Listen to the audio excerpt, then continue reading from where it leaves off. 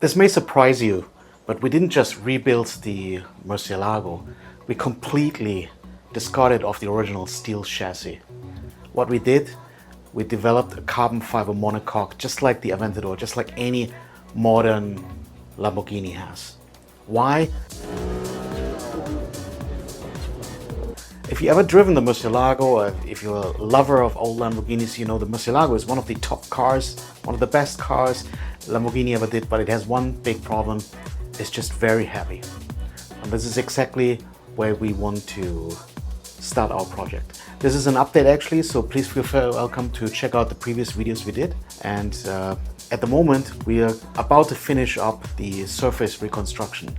You may skip to this part in the video if you already heard about me talking about surface reconstruction, but this being a technical video, I really would love to tell you one more time. When you're doing a 3D scan, all you're doing is you're really shooting points of lights onto a surface, and then they get reflected. So you basically have something in the computer that looks like an object, but actually all that it is millions and millions of dots. And then I will bring the example, if you would pour water over it, water would go right through it. So what we have to do, once we did the 3D scan, we load it into the computer, and then we painstakingly use our hand to close all these dots, make a surface of all these dots. Imagine you have like 1, 2, 3, 4, 5 dots. Simplest example, like on a dice, number 5, right?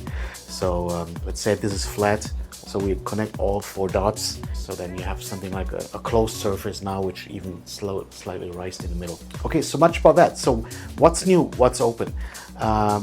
Now that we more or less have the Murcielago chassis finally in the computer, and finally we have it as a closed surface object in the computer, we can now start to design the carbon fiber monocoque. And this is easier said than done. Building the carbon fiber is actually the easy part. We've been doing this for so many years. You know, DMC has been around for 2009.